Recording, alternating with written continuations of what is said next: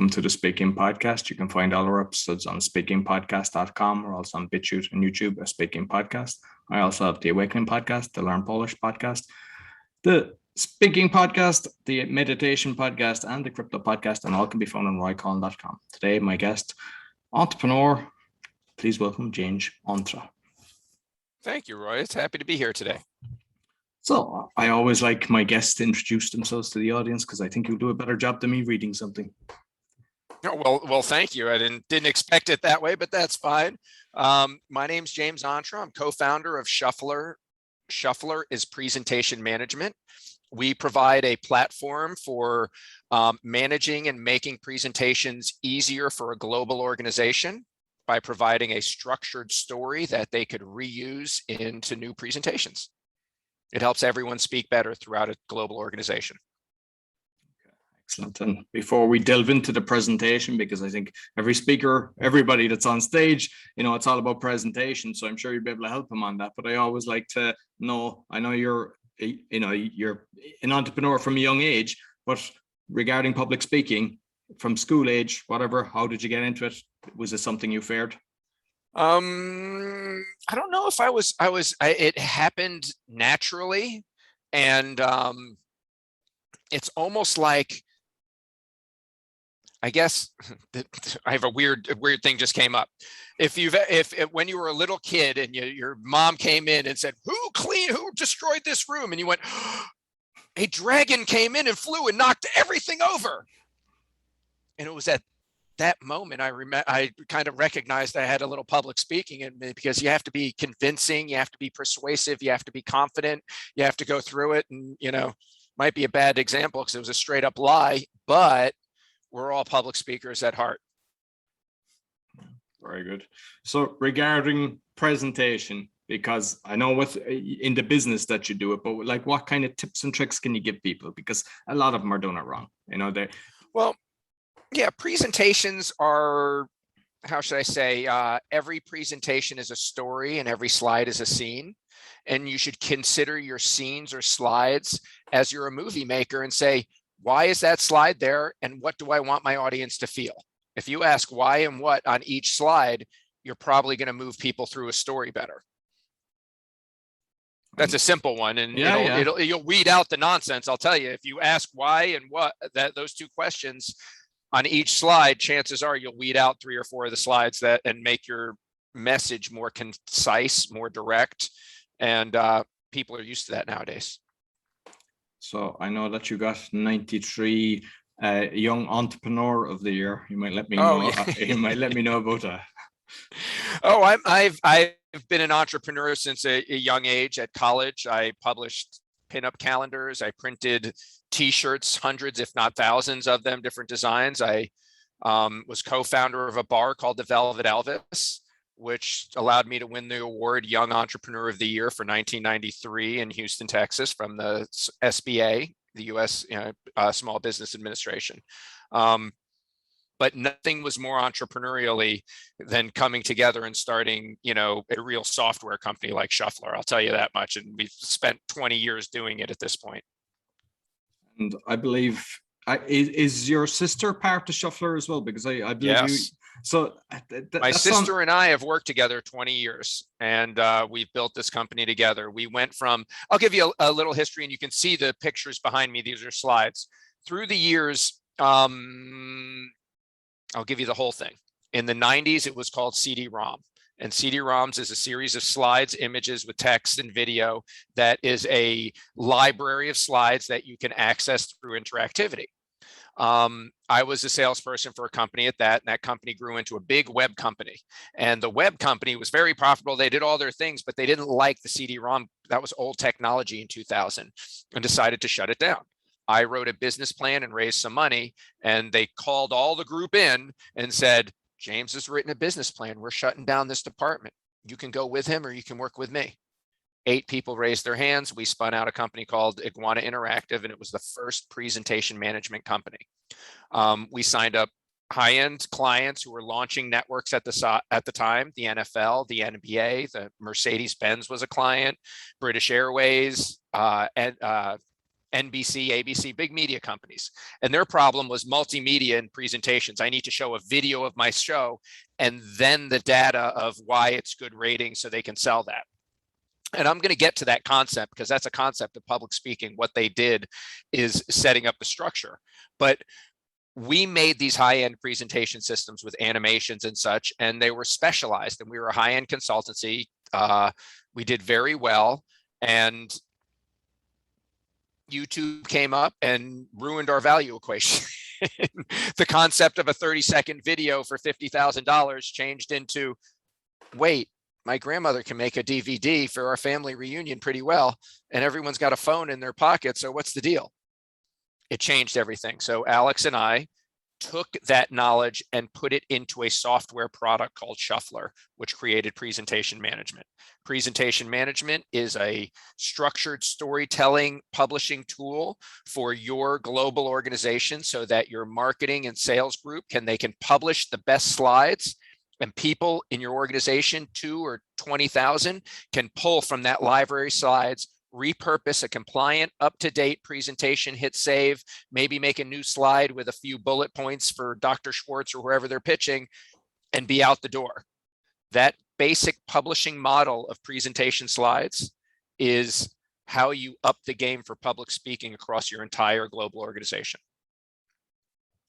Excellent. And just how has it been working with your sister? Because I grew up with fighting my brother, I think, every day. So I don't think that would ever work with me and my brother. We've a different, but obviously it's working for you. But yeah, it's the old balance is what and I think we strike this well. What is a logical need versus what is me looking at my sister and my sister looking at me going, how could you do that? You know, you treat your family a little different than a business arrangement, and being able to work the both of them at the same time and know that it's not about hurt feelings. We're working towards a common goal, but at different times it is about hurt feelings because we both went to different schools in the state of Texas, and there's competition and there's all sorts of things that play into that relationship. So it's good. The key is we look at the horizon and we're both going to the same place. And when you speaking to your team, because that's a kind of something, you said 8 went witches, so I don't know what your team was at one stage and what it is now, but just getting the message across, because sometimes people can't connect with their employees. So maybe you might have some tips over the years that you've picked up on doing it. It's a lot harder nowadays with all these video connections that people don't overhear your conversations to understand really where you're coming from. Everyone's not in the group. I can't say I'm the best at it, but what I've tried to do is, if you can paint the right picture of the horizon where everyone's going, and if everyone truly understands where they're going, when the forces of the world hit them in different directions, they don't get knocked off course, and we're all on the same page that way. So I try to be concise, direct, and paint the picture of where we're going. And with the craziness that's been going on for the last year and a half, have people, instead of being in an office, are they at home now? And what's the difference trying to connect with them? Do you find it harder? Friday the 13th of March, everyone went home in our office, and no one has come back since. I am sitting alone in my office right now, and there's probably 40 empty desks still on this floor, 50 desks. They're not all from my company, but there's 5 or 6 people on the floor right now. And the world changed. The value equation of being in a clustered office space kind of has been proven that people can have a higher quality of life while delivering the real services that go into it. Now, I also agree we're at a big disadvantage because someone doesn't hear the other conversations. Like our tech department doesn't overhear the sales department discussing an issue with a client. That gives them a unique insight that they didn't fully understand. All these online components, that's a real challenge to communicate properly. For our company, we have standing meetings every morning at 9 a.m. All hands on, everyone does a report. And ideally, they provide visuals. Everyone has the opportunity to talk. And we go about our day thereafter. Different departments have 2 meetings a week, 3 meetings a week, one every 2 weeks, our PR meeting is, and we try to establish a cadence right off the bat so the consistency is there. I think the biggest value equation that fell upon the employee is that a 90-minute commute into work to work 8 hours and a 90-minute commute home is a 3-hour commute 5 days a week. That's 15 hours a week, 4 weeks a month. That's 60 hours. That time was granted back to all the people, all the workers. That's beautiful. I know that people can do a meeting at 10 a.m., get off a little early, maybe take a run, come back, eat a sandwich, and be back for the 12 noon meeting. And there's no harm, no foul, because the work got completed and done. And I think people have a higher quality of life. On the flip side, if you're hard charging and you want people to really understand what's going on, you do need the clustering of minds to accelerate real advances in understanding amongst teams and where you're going, especially when you're a startup and there's no real manual leading the way ahead of you, because you're the artist, you're the one doing the process, creating it, painting the picture where everyone's going. And right now, this conversation, if it was overheard by the rest of the people and my employees, it would probably do a benefit for them in understanding of what we're doing and why. And they'll know I'm genuine. They'll know where I'm going. They'll know where our company is and what our future is. And because I've actually seen your software just, when I was doing the preparation for this, and I was impressed because if somebody in an audience is asking a question, and obviously with the kind of what's gone on for the last year and a half, but I think your software would be ideal for somebody that's actually doing it now at home, whether it's a webinar, when they're engaging with their audience, because they can change it, and it's not going to, they don't have to be zooming in and out. They can have their they just type in the topic at the side. That's my understanding. That is correct. So it's on the basic premise that you have a library of published slides. It's a content management tool. Presentation, I'll do the whole thing. Presentation management is Shufflrr is a content management tool where every file is formatted to present. So if you upload a PowerPoint, you get an album of slides that are visual. If you upload a video, you see the video just like YouTube. Upload an image, you see the image. Upload a PDF, you see the file. Every one of these pieces of content files are now formatted to present, so they're instantly repurposable, instantly available to drag and drop into the slide tray, like your shopping cart at Amazon, pick 10 slides, hit save. In 3 minutes, you have a compliant, up-to-date published presentation. But, and this is a big from presentations, how they've evolved, is presentations, if I collect 10 slides, they force the conversation. I know I'm going to talk about A, B, C, D, E, and F, and we're going to go through that. Don't talk about F unless I've gotten through B, because I'll get to that. That jogs the mind. The human talks. I talk to you, you answer. There's a game and flow. We get things going. In a presentation management environment, if you have a slide library, your presentation follows the conversation. I have a library of 300 slides about my company, about my London office, about my New York office, about our printing press, about our distribution model, about who our history is, and video testimonials from the client. And you ask something about the London office, I have a slide on that. I have a video showing my printing press in London. I'm making this up, obviously. But if I've got it and you bring it up, I pull that slide up and the presentation follows the conversation. I can be talking to you. You can talk about any topic about my company, and the slide can come up on the screen and reinforce our discussion as opposed to forcing our discussion, changing a lecture into a discussion. From the presentation forcing the conversation to the presentation following the conversation, engaging your audience in such a way that the slides are reinforcing your words as opposed to the slides are dictating your words. And that's a balance. That's a real real presentation value equation for public speaking. And this, go ahead. No, just curious, because with something like that, is there enough on the one screen? Because I know that a lot of people, especially some of the guests, that they have 2 screens. Is it okay to have it on just the one system? if you, It's a lot easier than you think, and everyone does it right now, and they don't even understand it. They don't believe it. Here's the thing. If I met you in a restaurant and you said, gee whiz, I'm going to Disney World. And I go, I was in Disney World 2 weeks ago. What do? I pull up my phone. I go to my images. I say, there I am with my son and my wife. And I click the image of Disney World, and I'm showing you the image on my phone. Those images are a library of slides. The slide, my picture just followed the conversation. My picture from me being at Disney World gave me credibility with you so that my voice is more valuable with you in your plan to go to Disney World next month. That's the presentation following the conversation. We do it already. Imagine if your photo album was really slides and videos about everything about your company. You can answer every question and reinforce it. And when you reinforce it, your salesperson on the front end is actually being trained in the process.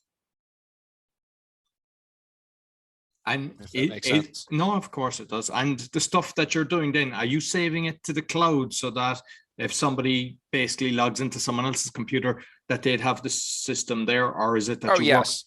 Shufflrr is a cloud system. It's a slide library for managing your content and repurposing it.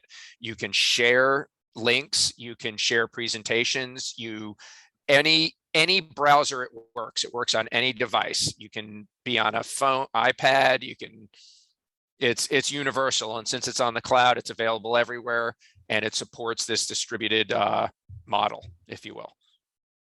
Okay. I will talk about something. Go ahead.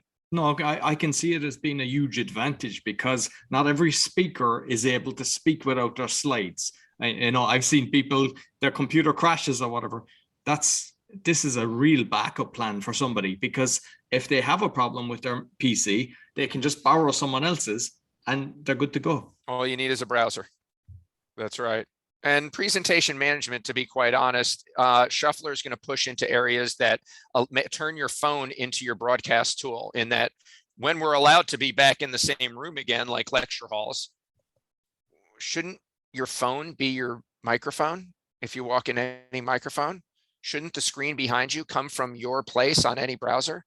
Couldn't someone in the audience open their phone, look at the slide on their phone as opposed to the screen, maybe put the headset through the phone and hear you through the speaker, even though they're in the same lecture hall?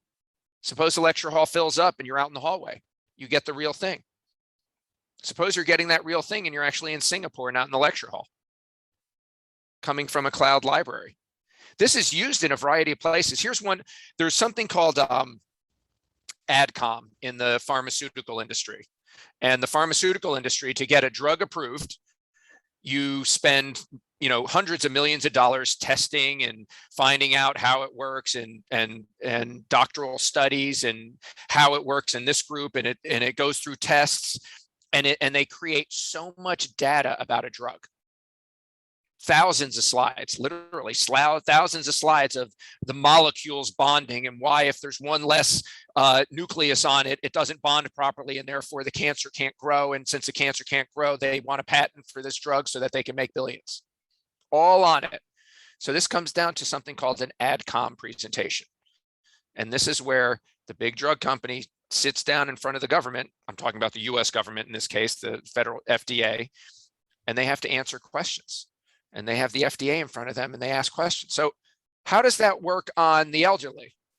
They've got a slide on that. And when there's a slide library, they can pull up the slide. While they're answering it, the slide could reinforce it with, well, the elderly, it has a higher efficacy. And they'll say it does. And the slide comes up and it shows this chart where the efficacy gets higher as time goes by. And it resources. Now my words have more knowledge. And they go, okay, that makes sense. What about children? You go, oh God, now I need a slide on children.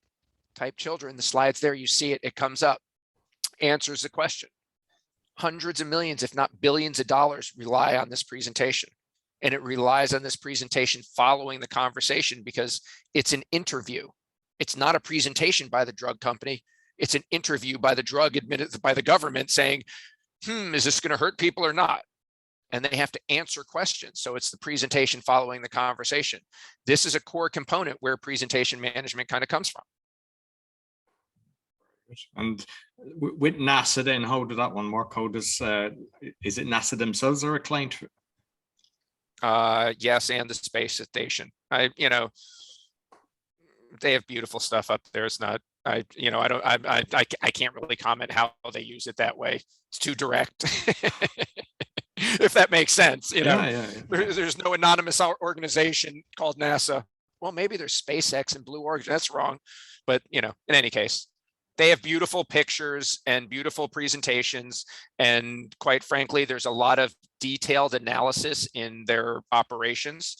And quite frankly, if it's important data, it's probably in a presentation somewhere if you try to communicate it to other people. Okay. And like, I know that AI is AI used in what you're doing, because I've seen something that the rise of AI. Well, it's there, but no one's talking for a human being at this point. You're getting suggestions on what might be relevant. Let's just take that environment where I was in a lecture hall, and I came up and I was talking about ratings in for the TV, and you wanted to know about a specific market around Chicago. Well, there's specific data on it. And if the person in the audience raised their hand, one of 1,000, and says, in Chicago, how many people drink Coca-Cola and eat Lay's potato chips? By the way, that's a real question for advertisers, how they spend their money. But you want the data. At the time the person asked the question, the audio of the word Lay's potato chips, Coca-Cola, goes to your presentation library, and it's already suggesting slides that address that. If you have automated, we call them predictive slides that are created on the fly, meaning it pulls database and can publish 1,200 slides ready today. The numbers are different tomorrow, so we have 1,200 new slides tomorrow. If they're all new in there and you ask about it, I can give you those numbers based on Nielsen ratings in slideshow versus how people watched the NBA last night, drank Coca-Cola and eat Lay's. And it can be on a relevant slide, and I can hammer down that advertising amount for, whatever, 1,000 households, it's $20,000 for each ad. Let's book it now. But that's about a published library of slides. I'm going to take it to a bigger concept, if you will. Are you familiar with David Ogilvy? He's the guy. Yes, he's a founder of the advertising agency in a way. Ogilvy made their big agency.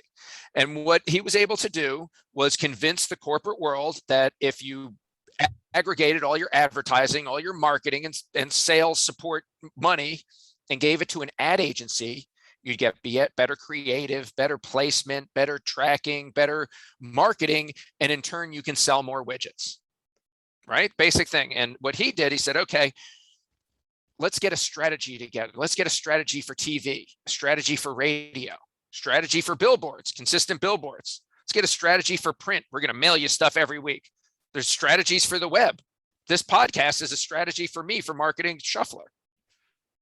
Now, I just talked about 5 different mediums of communication: TV, radio, billboard, print, the web. There's one other media of communication that's never been managed: presentations. There's no strategy for it. There is now. Let's look at a strategy for TV. Think of the Super Bowl, for example, 58 years old. But they learned that if they got a Hollywood star, exotic location with a Hollywood director and made it funny, and they put it on the Super Bowl, you can sell more widgets. And they've done that strategy so well for 58 years that 15 seconds is worth, $5 million or something of that nature. I don't know what the real value is. Shufflrr presentation management is strategy for presentation communication. Excellent. And I believe you're an author as well. Yeah, I got a book right here. It's called Presentation Management. The strategy for content, the enterprise strategy, the new strategy for enterprise content. I'm reading it backwards. I know what it says. But this lays out all the different components, because you don't just go into the big from to is everyone's done presentations as a linear presentation. It's a flat file, 1 slide, 2 slide, 3 slide. Don't talk about slide 10 till we get there. This isn't interactive. You have a library of slides, who we are, what we do, how we do it, case studies. In each case study, there's slides on all your clients with all the data. If you have 200 slides ready, I can pull up any slide I want. I go to this published library, I drag 5 or 6 slides to the slide tray, hit save. I'm 90% out of the door.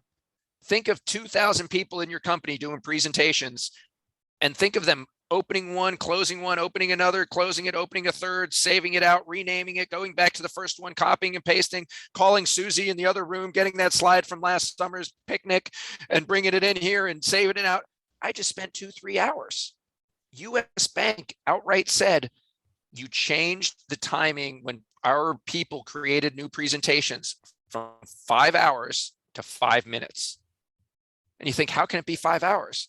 When they compile a presentation in the banking financial industry, they have to send it to legal for compliance. Legal has to approve it and send it back. That takes time, that takes effort, that takes money. When your library is published and approved, legal has already approved those slides, and the people in the field can just use them. And legal knows who used what slide, in what order, how long it was up on the slide, up on the screen. So you now have business intelligence from your presentation communication that you never had before. You think companies think value in your website, how people walk through your website and what slides they go to and what they do, and there's big value in that. I think there's huge value. Now Shufflrr delivers who looked through what slides in what order for how long. Great business intelligence, because quite frankly, if you're selling a client, we ever talked about the sales funnel of the world here. People, what do they do nowadays? If I want to buy something, let's just say I want to go on a vacation, stay in a hotel. I'm going to look online and I'm going to see what people say about it. I'm going to see and I know that's third party. I know some are going to be malicious and some will be nice, but I'm looking for genuine stuff. Then I'm going to look at the advertising. And I'm going to know that that's the company selling me, so they're going to put it in a best light.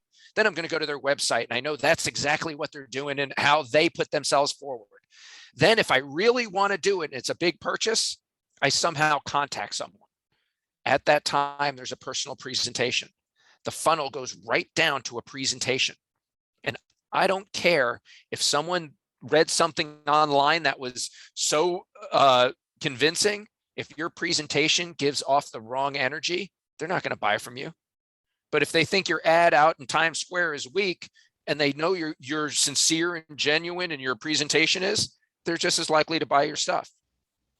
Presentations are important communications, and it's time the corporate world and quite frankly, all institutions globally start, recognizing that and implementing strategies on it. Absolutely. No, to be honest, I was fascinated when I saw it. I was looking at the, online, and I wasn't aware of it prior to, organizing our call. So are they templates in the background that I'm looking at that you've got, or like? Yes, we are. And we're going into it is when you talk about structured presentations, I can give a hierarchy of a structured presentation: who we are, what we do, how we do it, case studies. Who we are. There's about us, the history, our offices, the executive management, their bios, the corporate structure, maybe a story of, Jebediah Ontra, who founded the company 200 years ago or whatever it might be. That's about us. What we do. These are our products and services. How we do it. We show up at your house and clean your rugs and we put a guarantee on it and all that stuff. Here's our client saying it. Once you have slide library that way, everyone in your company repurposes those slides and they're relevant for just about everyone. That's what this is all about. And the value equation just like multiplies, because when people are using them that way, the business intelligence that comes from that is just, how should I say, astounding. It's never been had before. Now it's available. So if I was the CEO of a Fortune 5,000 company, I would be asking, if I was the CEO of any company like my own, and I already asked this question, what's our strategy for managing presentations? Do we have one? Or is everyone on their own wasting everyone's time? I have 100 salespeople wasting 5 hours a week. A week's work is like 40 or 50 hours. Well, 40 hours, whatever. It's 10% reclaiming. How big's your payroll? You want to reclaim 10% of your sales payroll? Implement presentation management. I mean, these are all very good strategies that are right there. You can take them off the shelf right at shufflrr.com and start going today. You were talking about structured storytelling and the libraries. And I said who we are, how we do it. You have the whole library. But if we go into, and if we're on video, I can look behind me, I can look at NBC, and they talk about their brand, their stations, their audience, programming, resources, and solutions. Those are categories of their business. If you look at a bank, the structure is going to be probably something like retail, treasuries, wealth management, and the different categories of their business. If you're looking at a hotel, let's just pick any hotel. Hilton has, or Marriott has a half a dozen brands. Spring Hill Suites, the Marriott Crown Suite, all the different versions of it. And each one has different profiles, different rooms. You could have libraries like that. And if your library is like that, everyone can repurpose the sale at any given moment. You can go to pharmaceutical and it'll talk about the drug. It'll talk about efficacy. It'll talk about trials and how it went through. So every business has a structure. And when you get that structure right, you have fundamentally transformed the presentation communication channel from a flat linear file to an interactive, engaging, empowered presentation machine. So basically, if you've got 100 agents out there for you, you as the CEO can see what they're, showing, and you can see this. You can see the sweet spots, and then you can tell everybody this is the actual sequence you should be doing. These guys are getting 50% more conversion rate than the other people. That's right. You're the number one salesperson, and you talk about the benefits. You just hammer the benefits. Look, you spent 2 minutes on the benefit slide, and then you did another benefit slide for another 2 minutes. I'm the worst salesperson, and I can't stop talking about the founding of the company. While sweet and all, it ain't closing deals. Having that knowledge will change the way people think about this. Here, I'll give you an example of inefficiency. We have a cable company as a client, and they're in 90 different networks, different cities, or different cities. Everyone has different demographics with people who live there, and that's how they make their money. And they would get the Nielsen ratings overnight, and they had a team of 5 people who used to build slides for everyone to use, where they'd make Nielsen ratings against every single show, against every single time slot, against every single channel in every single town. Cincinnati, Rochester, New York, Miami, Atlanta. I'm just talking about the US here. A lot of work. They did this for 10 years. Everyone needed the presentations, high end, whole group, whole department doing this. They implemented our strategy. After about 8 months, they realized that their best salespeople were selling off the emotional value equation off each one of the shows. And they realized that the data, while nice in this format, took a lot of work, but they weren't spending a lot of time on it. That once they decided in their heart emotionally to buy it, the data became the nuts and bolts of the invoice. What I'm saying is they spent 10 years with 5 people, a whole department doing something that had no real data, empirical data to prove it right or wrong. And then when they pulled it out, it did it. We've done other things that automate this data so that it's there in presentations to begin with. But think about that. 5 people, 25 grand a month, 300 grand a year, 10 years. That's a lot of wood.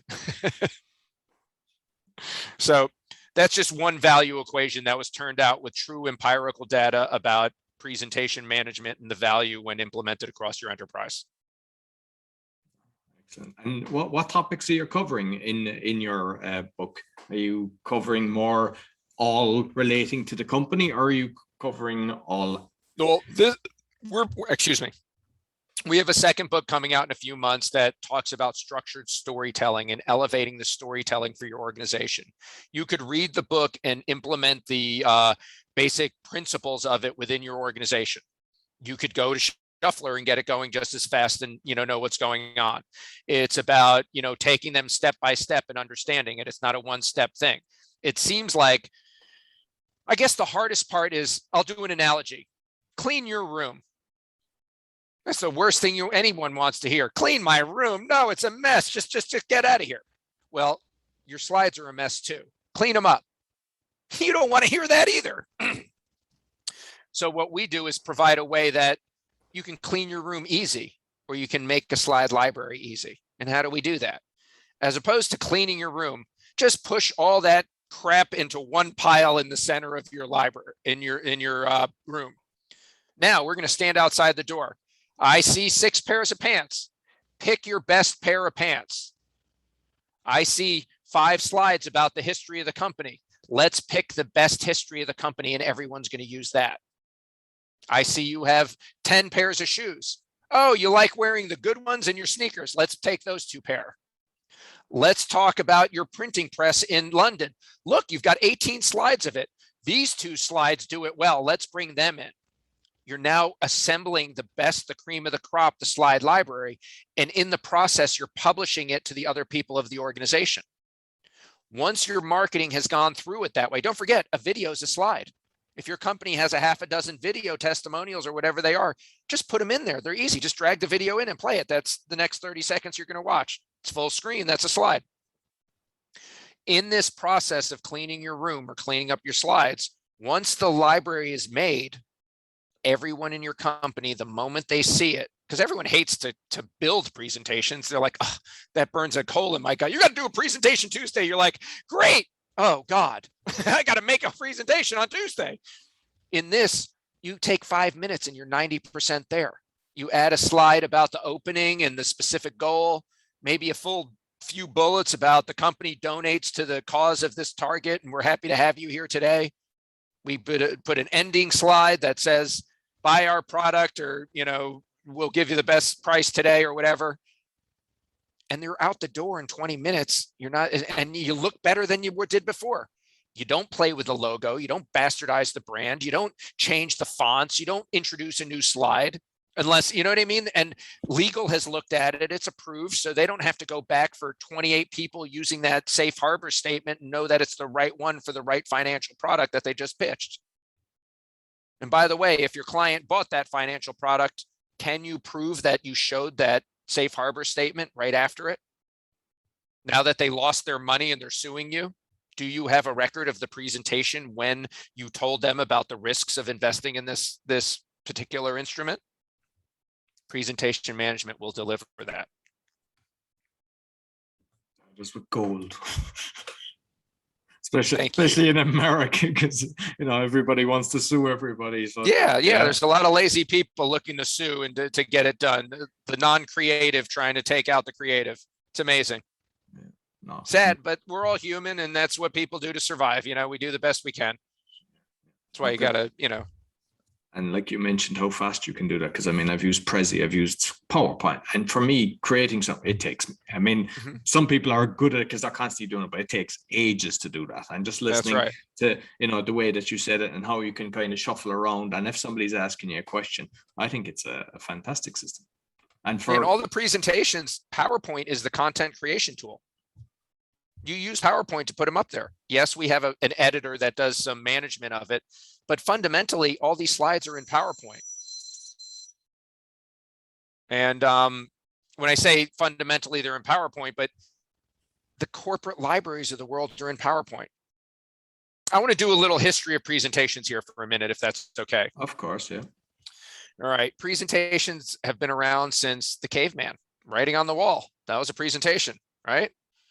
Through the years, every religion used stained glass as their illuminated slide, much like our screens right now, to tell the stories of their religion. You walk through their temples and buildings, and one slide after another told you the progression of what they wanted you to learn.